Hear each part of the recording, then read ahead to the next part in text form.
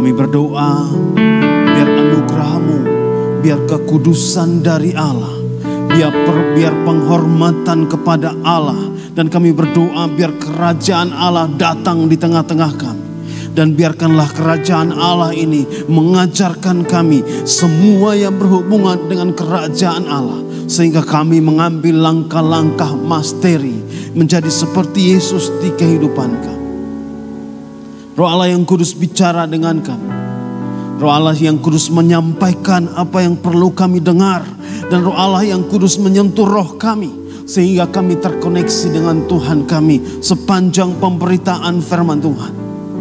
Kami berdoa, kami ada di tempat ini bukan hal yang sia-sia, tapi hal yang direncanakan oleh Allah sendiri. Sehingga kami semua boleh berubah dari kehidupan kami. Semakin hari semakin baik di hadapan Tuhan. Kami berdoa Bapa di surga, kami arahkan hati kami arahkan pikiran kami arahkan seluruh keberadaan kami di hadapan Tuhan. Kami berdoa di dalam nama Tuhan Yesus, anugerah dan kuasa Roh Allah yang kudus bekerja bersama-sama sepanjang waktu ini Tuhan. Kami tidak izinkan kuasa lain. Kami tidak izinkan segala sesuatu yang tidak berkenan kepada Tuhan ada di pikiran kami, ada di roh kami, ada di tubuh kami. Kami berdoa Bapa di surga, semua yang berhubungan dengan kerajaan Allah boleh ada di tengah kami sepanjang ini. Bapa, kami berdoa dan kami sambut kebenaran firman Tuhan di dalam nama Tuhan Yesus Kristus. Haleluya. Amin. Bapak Ibu silakan duduk kembali. Salam. Salam. Baik Bapak Ibu sekalian, terima kasih atas doa yang Bapak Ibu sampaikan kepada kami. Saya mengikuti sidang majelis daerah dari tanggal 9, saya berangkat tanggal 8, tanggal 9 kita mulai mengikuti acara sampai dengan tanggal 11 dan kemarin baru saya pulang. Bapak Ibu sekalian, terima kasih atas doa. Penyelenggaraannya terlaksana dengan baik sepanjang pelaksanaan sidang majelis daerah. Kita masuk di agenda komsel-komsel kita sepanjang minggu-minggu ini. Kita akan mengikuti semua komsel-komsel. Maka saya memulai dengan apa yang ada di pelajaran 1 dari buku masteri kita yang telah saya bagikan di grup. Bapak Ibu yang belum dapat silahkan ada di grup dan juga ada di grup besar Gereja Mawar Saron atau dalam WA itu disebut grup pengumuman. Saya sudah taruh materi kita dari berhubungan tentang sajak Kristus tahun ini. Dan saya akan memulai dari bagian pelajaran 1 dari seluruh bagian-bagian pelajaran yang kita pelajari sepanjang bulan-bulan ini sampai dengan bulan Desember yang akan datang. Saya memulai dengan spirit of revival dalam hubungan tentang sajak Kristus. Ayat Alkitab yang akan menjadi dasar kita hari ini adalah kitab 2 Tawarik pasal 7 ayat yang ke-14. Kitab 2 Tawarik pasal 7 ayat yang ke-14. Kita akan buka bersama, Bapak Ibu boleh bangkit berdiri, kita akan baca bersama-sama kitab 2 Tawarik pasal yang ke-7 ayat yang ke-14. Sudah dapat kok? Sudah dapat kok? Baik, mari kita baca sama-sama. 2 Tawarik pasal 7 ayat 14. 1, 2, 3. Merendahkan diri, berdoa dan mencari wajahku, lalu berbalik dari jalan-jalan yang jahat, maka aku akan mendengar dari surga dan mengampuni dosa mereka serta memulihkan negeri mereka.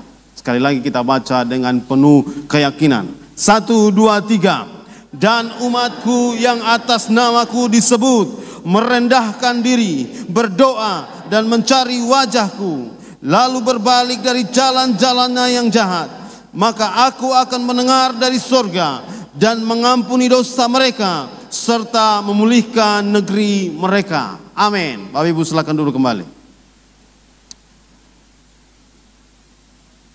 Dan umat Tuhan yang hari ini mencari Tuhan, yang hari ini mencari wajah Tuhan dan juga berbalik dari jalan-jalan yang salah, maka Tuhan mendengar mereka, maka Tuhan mendengar suara mereka. Bahkan Tuhan bukan hanya mendengar, Tuhan datang dan memulihkan mereka. Tuhan datang memulihkan rumah mereka. Tuhan datang dan memulihkan pekerjaan-pekerjaan mereka. Tuhan datang dan memulihkan kehidupan mereka.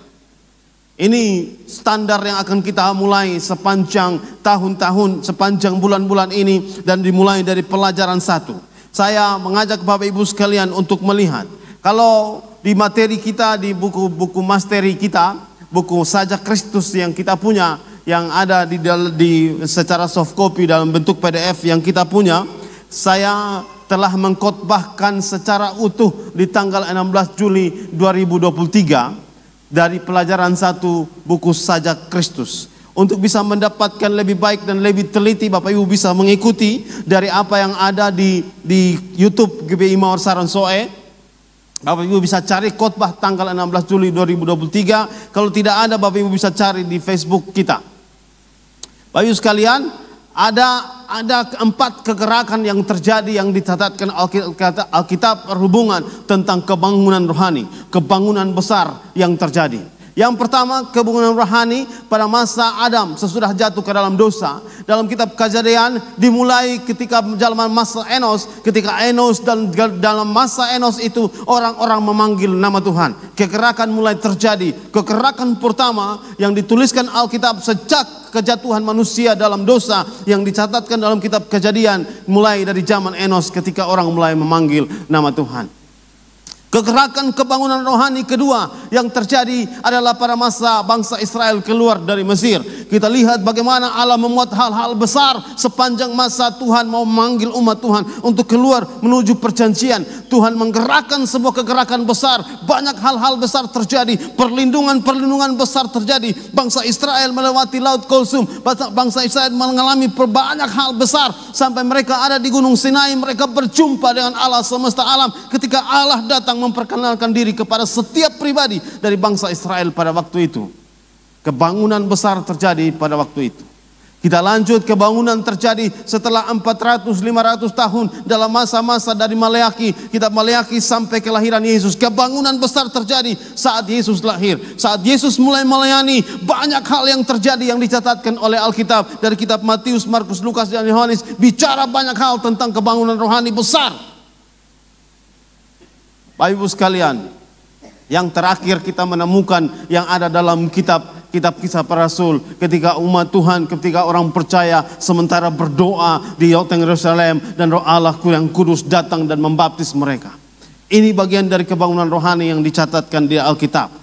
Apa yang saya mau bagikan kepada kita sepanjang minggu-minggu ini, sepanjang bulan-bulan ini, yaitu berupaya untuk mematikan setiap roh-roh suam-suam kuku, berupaya untuk mematikan setiap roh-roh yang adem-adem saja, berupaya untuk mematikan segala sesuatu yang membuat kita akhirnya terlalu nyaman dan menjauh dari Tuhan kita, karena kondisi di sekitar kita, karena ketersediaan informasi yang sangat lengkap di kehidupan kita, tersedia hiburan-hiburan yang sangat lengkap di kehidupan kita. Akhirnya kita mengambil keputusan untuk menjauh dari Tuhan, jauh dari apa yang Tuhan mau dalam kehidupan kita. Maka kita mulai dari hari ini adalah spirit of revival, sebuah semangat untuk kembali mengalami kebangunan rohani di kehidupan kita. Di dalam buku masteri kita setelah materi yang ada tentang 4 bagian ini, kita akan masuk dan bertanya kepada masing-masing pada saat masing-masing mengalami kebangunan rohani,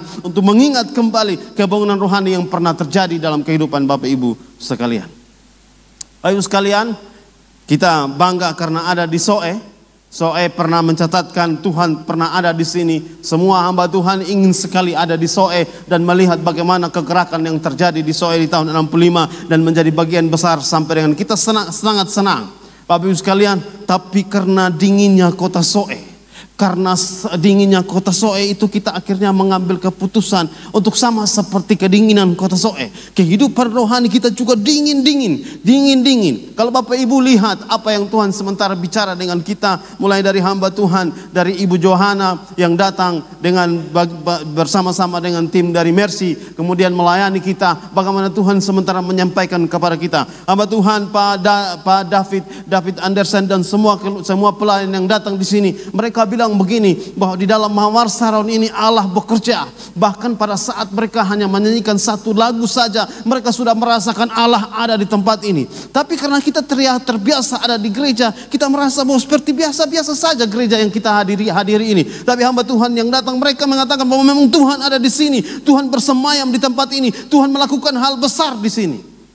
Bapak Ibu sekalian, saya kembali dan mengulang bagian ini untuk masuk dalam spirit of revival dalam kehidupan kita. Apa itu revival? Apa itu kebangunan rohani?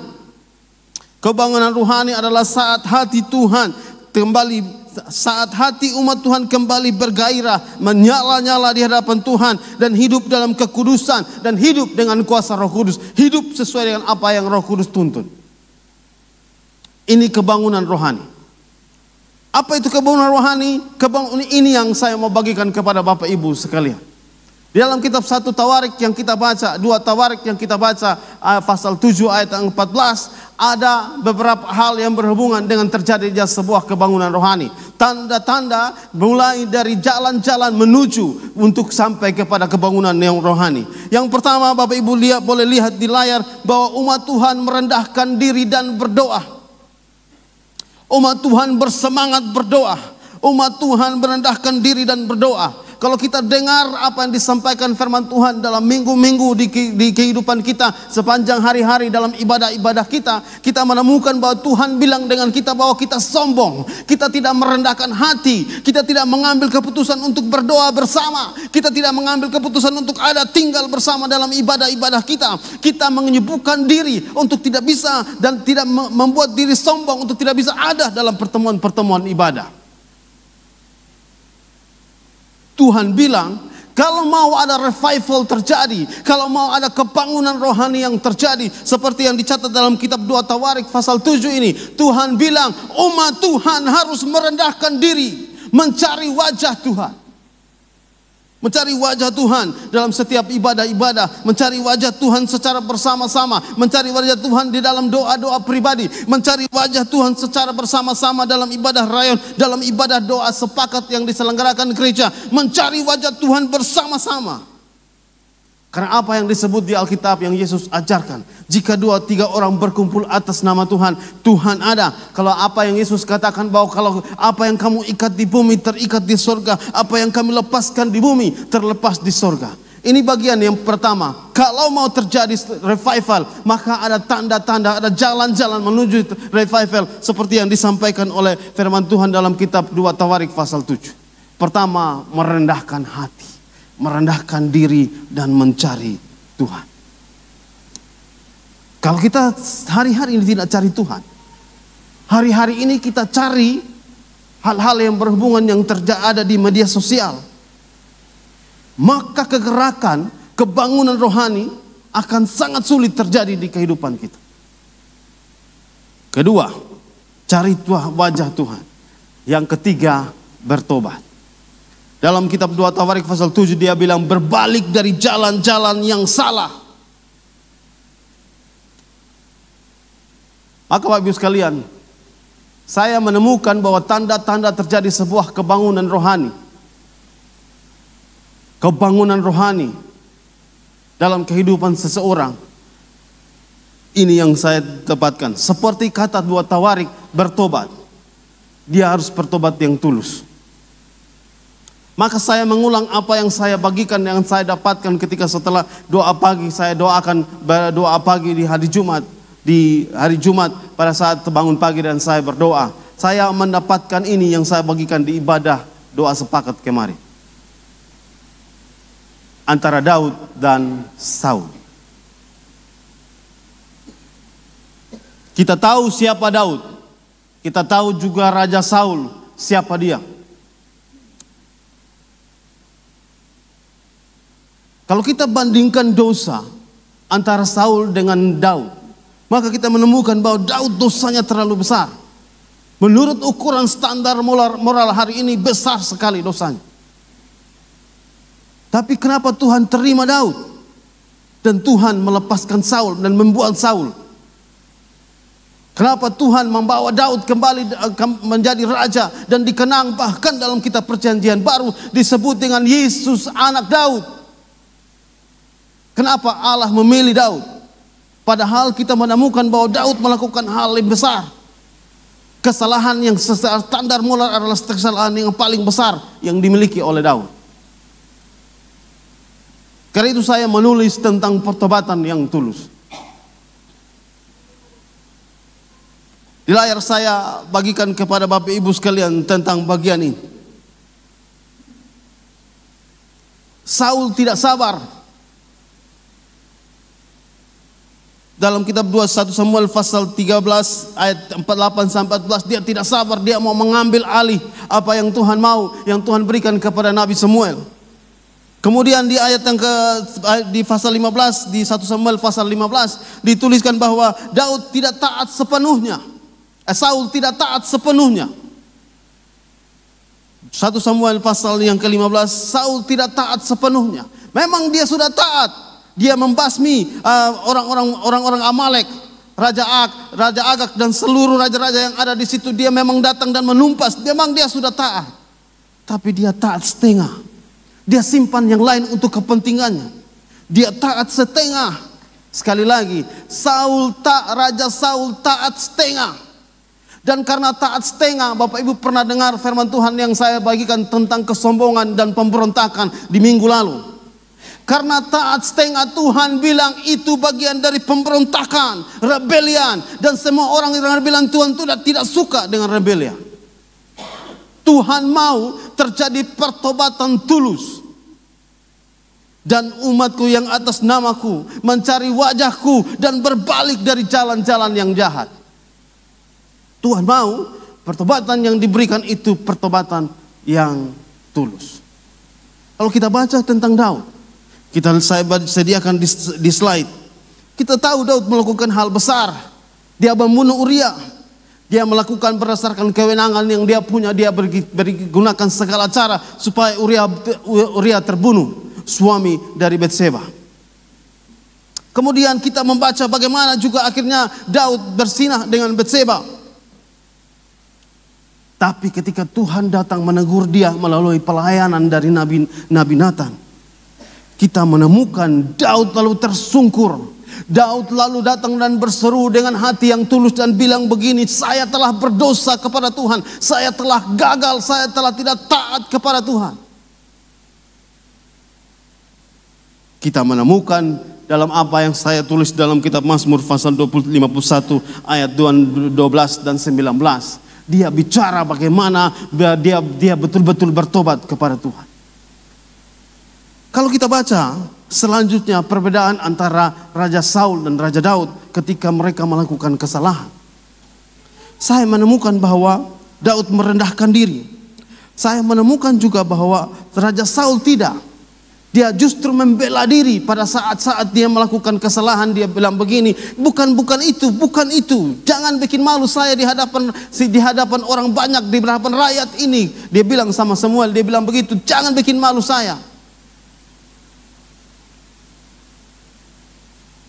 Kalau Saul itu dia berusaha untuk terlihat benar dengan cara membenarkan diri dan menyalahkan orang-orang di sekitar dia.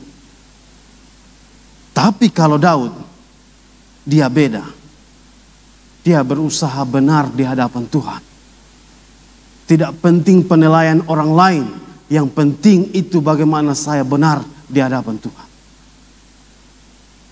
Karena itu Tuhan bilang begini, jika mau terjadi kebangkitan, kebangunan rohani di kehidupan kita, maka yang ada adalah pertobatan secara tulus. Yang ada adalah pertobatan utuh, sama seperti yang dilakukan Daud. Jangan pertobatan setengah, taat setengah, seperti yang dilakukan oleh Raja Saul. Karena itu saya mau menyampaikan bahwa Tuhan sangat tertarik pada pertobatan kita secara tulus tentang hati kita, bukan tentang penampilan kita. penampilan sebagai orang benar. Tuhan tidak suka dengan pertobatan terjadi dalam penampilan, tapi Tuhan mau dari hati. Karena Tuhan bilang begini, kalau dari hati itu akan memancar keluar, maka harus hatinya yang bertobat di hadapan Tuhan. Saya kembali di tanda-tanda terjadinya kebangkitan rohani. Ada haus dan lapar akan firman Tuhan. Kita sudah selesai seluruh kitab, kita sudah selesai satu semester yang lalu, dari Januari sampai dengan Juni. Saya tidak tahu kondisi baca Alkitab, semangat mencari wajah Tuhan, semangat untuk haus akan Tuhan, itu sampai di mana. Seperti yang saya sampaikan minggu lalu, kami di Pemuda, di PPA, kami sudah melakukan selesaikan 6 kitab. Kita berharap sepanjang ini kita akan selesaikan seluruh kitab perjanjian baru. Kenapa kita mau melakukan bagian ini? Karena rasa haus dan lapar akan Tuhan, akan firman Tuhan, akan membuat kita bergairah dalam roh dan mencari wajah Tuhan.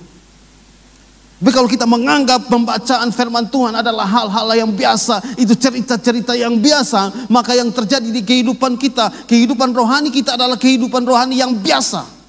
Lama-lama kita seperti Saul, Raja Saul. Itu dia yang salah. Itu dia yang salah, itu dia yang salah, itu dia yang salah. Saya tidak melakukan tahapan menjadi masteri karena itu dia yang salah, itu dia yang salah. Menyalahkan orang lain karena kondisi di kehidupan kita. Yang ketiga, kegerakan doanya besar. Bapak Ibu sekalian, kalau tanda-tanda di gereja kita menemukan bahwa kegerakan berdoa kita berkurang, mungkin karena dingin. Tapi kegerakan doanya besar. Kegerakan doa di rayon itu besar. Kegerakan doa di gereja itu besar. Karena Bapak Ibu tahu bahwa Tuhan telah melakukan hal besar dengan ada di tempat kita dan mengirimkan orang-orang untuk datang bersama dalam ibadah-ibadah kita. Tuhan kirim sendiri datang di gereja Mawar Saron.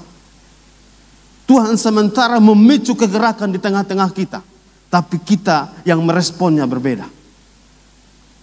Bapak Ibu sekalian, yang berikut terjadi perubahan hidup. Yang berikut, kasih yang menyala-nyala terhadap sesama.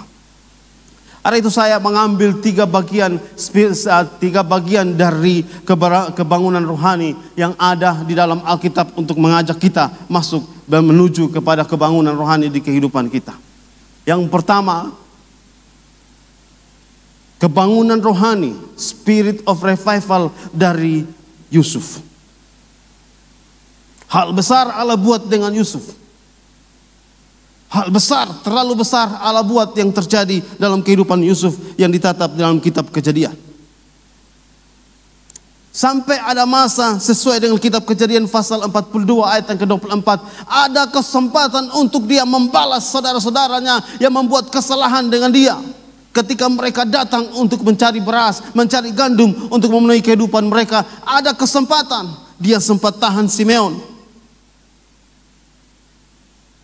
Karena ini kesempatan baik. Kesempatan baik untuk membalas dendam. Karena kewenangan dan kehebatan yang sementara Yusuf miliki bisa dilakukan. Dan dia ambil keputusan, mungkin ini kesempatan baik. Tapi kita baca dalam Alkitab. Dalam kitab Kejadian pasal 45 ayat 4 sampai dengan 5. Sampai ada di satu kondisi. Saudara-saudaranya tahu bahwa mereka melakukan kesalahan dengan dia. Mereka lah yang membuang dia dan menjadi budak budak di Mesir. Dalam kitab Kejadian pasal 4 yang ayat pasal 45 ayat 4 sampai 5, saya baca bagi kita. Lalu kata Yusuf kepada saudara-saudaranya itu, marilah dekat-dekat. Makalah mendekatlah mereka. Katanya lagi, akulah Yusuf, saudaramu yang kamu jual di Mesir. Tetapi sekarang janganlah bersusah hati dan janganlah menyesali diri karena kamu menjual aku ke sini. Sebab untuk memelihara kehidupanlah Allah menyuruh aku untuk mendahului kamu. Saya menyampaikan tentang revival yang Yusuf miliki, yaitu pengampunan. Revival yang Yusuf miliki itu adalah pengampunan. Di buku misteri kita, sajak Kristus itu ada bagian yang kita bicara tentang bagian ini.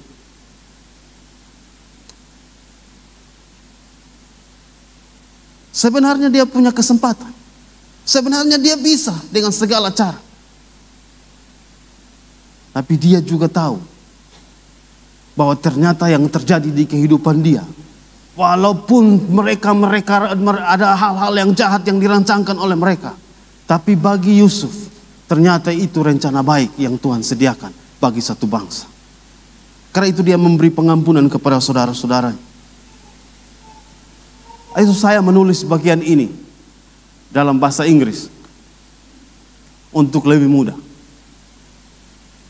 Every test will be transformed by God into a testimony. Seperti kehidupan Yusuf.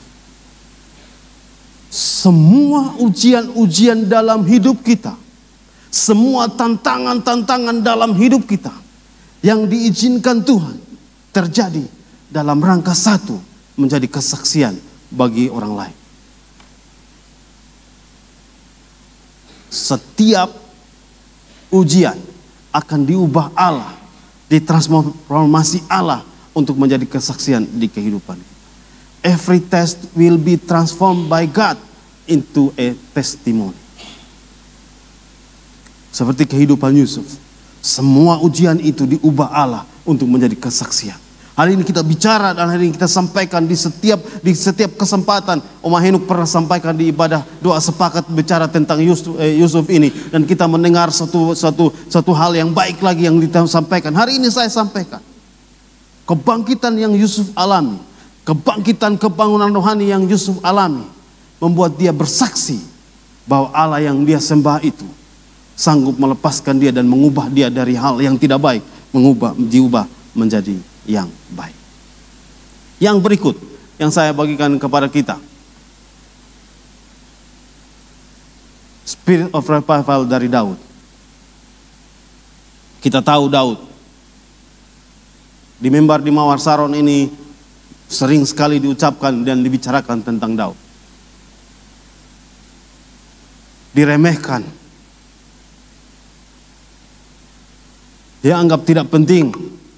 Seluruh tempat di mana dia ada anggap tidak penting, diremehkan, tidak ada.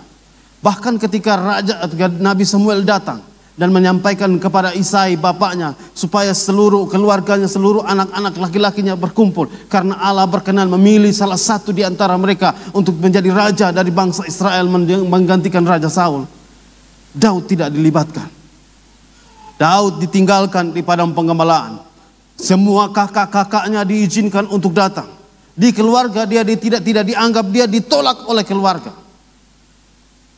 Tapi sepanjang dia diremehkan, sepanjang dia ditolak oleh keluarga di mana dia ada, ditolak oleh komunitas di mana dia ada, yang ada adalah keintiman dia dengan Allah. Yang kita baca tentang Tuhan adalah gembalaku yang baik dalam kitab Mazmur. Salah satu bagian dari karya dari Raja Daud yang paling dibicarakan dan paling disampaikan sepanjang kehidupan orang percaya hari ini. Sepanjang masa itu dia bangun keintiman dengan Allah. Sepanjang masa itu dia tetap ada intim dengan Allah. Dari tanda spirit kebangunan rohani yang dimiliki oleh Daud, walaupun dalam kesempatan-kesempatan, walaupun dalam kehidupannya dia banyak hal-hal yang dia alami, diremehkan, dianggap tidak penting, ada dalam komunitas tapi dianggap tidak penting, dia tetap ada hubungan dengan Tuhan. Dan keintiman dengan Tuhan itu kita lihat sepanjang dia menjadi raja, dia mengambil keputusan untuk membawa tabut perjanjian itu datang ke Yerusalem. Seperti yang kita dengar firman Tuhan yang berhubungan tentang bagaimana cara Daud membawa tabut perjanjian dari masuk ke dalam Yerusalem. Bapak Ibu sekalian,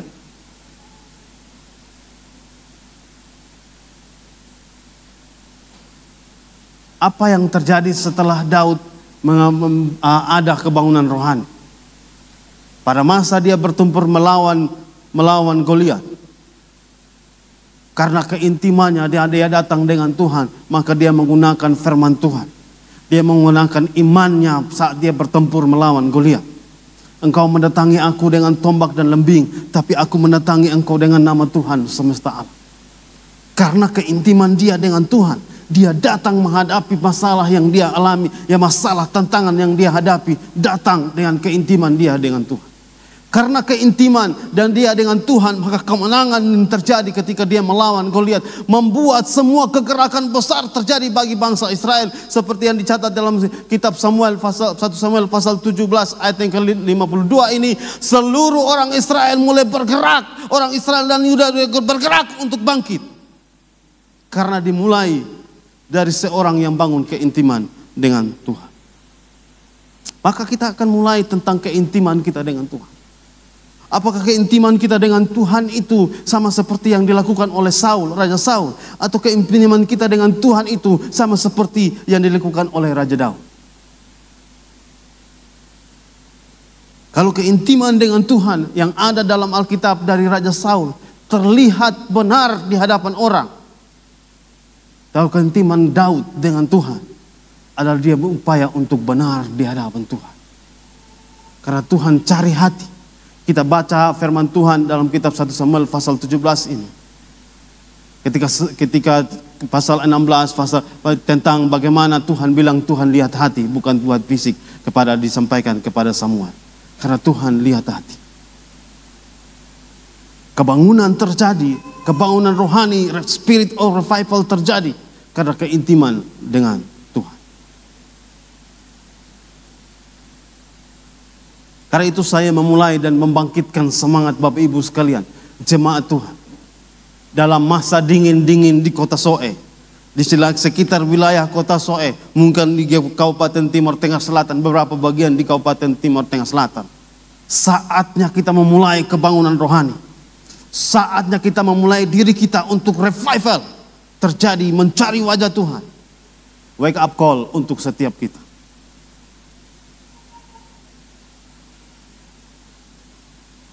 Bagian akhir dari 3 tokoh yang saya ambil di Alkitab yang berhubungan dengan spirit of revival. Dari Yesus Kristus Tuhan kita.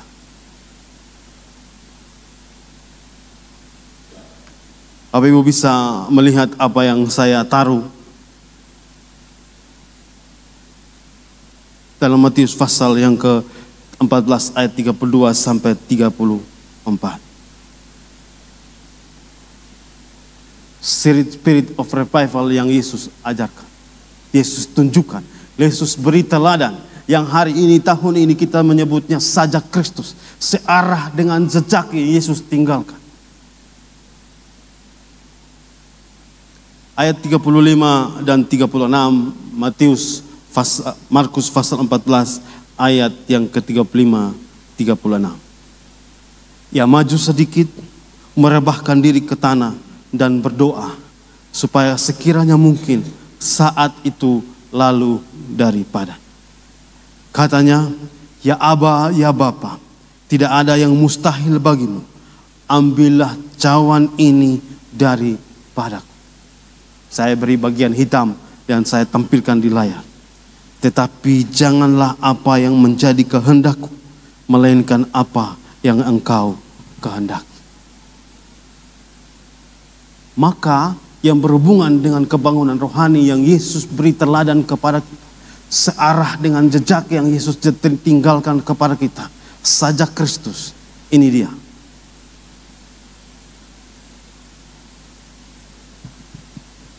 Agenda Bapak Ibu sekalian atau Tuhan pu agenda? Kehendak Bapak Ibu sekalian, kehendak kita atau kehendak Tuhan? Kalau hari-hari ini, beberapa hari lalu, beberapa waktu lalu, kita lebih senang dengan agenda-agenda kita dan tidak mengutamakan agenda dari Allah yang sementara Allah percayakan di gereja Mawar Saron. Yesus sementara menyampaikan begini, ya Bapa, kalau boleh ini bepa agenda saja yang terjadi, karena beta tidak bisa melewati masa-masa seperti ini. Sangat sulit untuk beta lewati, sangat tidak bisa untuk beta lewati. Sampai Lukas mencatat bahwa ketika dia di Getsemani itu, dia berdoa dengan ketakutan sampai darah keringatnya sama seperti darah yang keluar. Dia sampai bilang dengan Bapak, kalau bisa. Dia taruh agendanya dia. Tapi bagian akhir dia bilang begini, bukan bepunya, Bapak pun kehendak saja yang terjadi. Maka berhubungan dengan kebangunan rohani di kehidupan kita. Sementara agenda apa yang Bapak Ibu buat, agenda Bapak Ibu sekalian, agenda saudara-saudara sekalian, pekerjaan, tindakan-tindakan saudara sekalian, atau kehendak Bapak yang sementara Bapak Ibu kerjakan. Seperti itu juga di Mawar Saron.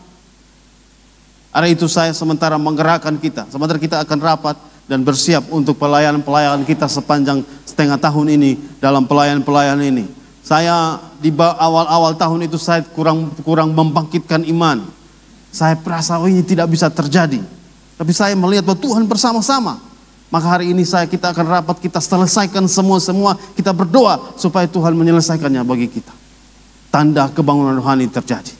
Ibu sekalian, akhir dari berita firman Tuhan bagi kita yang mau saya sampaikan. Adakah tanda-tanda kebangunan rohani terjadi dalam hidup? Atau tidak ada tanda-tanda sama sekali? Adakah hari ini engkau mencari agenda diri sendiri, agenda-agenda kepentingan sendiri, atau sementara mencari agenda dari Allah, semesta Allah? Kita baca tentang Yesus. Bagaimana dia mengikuti kehendak Bapa.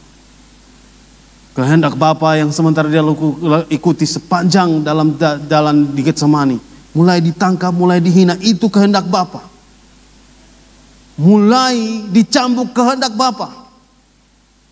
Dan mengikuti kehendak Bapa ini, kita melihat bagaimana dia bangkit dari antara orang mati. Kita melihat bagaimana dia naik ke surga. Karena dia mengikuti kehendak Bapa. Ayo Bapak Ibu sekalian, mari kita lihat diri kita. Berita firman Tuhan saya bagikan kepada kita. Semangat kebangunan rohani saya sampaikan kepada kita sesuai pelajaran kita di buku Masteri, pelajaran 1 di buku Masteri Saja Kristus hari ini. Teman-teman musik boleh datang, pemimpin pujian boleh datang. Saya ingin Bapak Ibu untuk menyiapkan hati untuk kebangunan rohani. Situasi hujan di tempat kita, dingin betul di tempat kita, betul-betul dingin. Tapi kalau Bapak Ibu mengikuti tahun 70 dan tahun 80 ketika gereja Mawar Saron diletakkan oleh para pemimpin jemaat, itu lebih dingin hari ini. Tapi mereka semangat membara melayani Tuhan, semangat membara ada dalam doa-doa, semangat membara ada dalam ibadah-ibadah rayon, ibadah-ibadah rumah, mereka semangat betul. Kebangunan rohani terjadi di gereja Mawar Saron karena bagian ini. Hari itu saya memulai dengan tanda ini dan menyampaikan kepada Bapak Ibu. Datang kepada Tuhan. Jangan sampai Bapak Ibu kita sama seperti Raja Saul yang setengah-setengah taat kepada Tuhan. Tuhan mau hati kita betul taat kepada Tuhan dan bertobat kepada Tuhan. Tuhan mau kita bersemangat mencari Tuhan. Tuhan mau kita berbalik dari segala kesalahan-kesalahan kita. Dan Tuhan mau supaya kita dipulihkan dan terjadi kebangunan rohani di kehidupan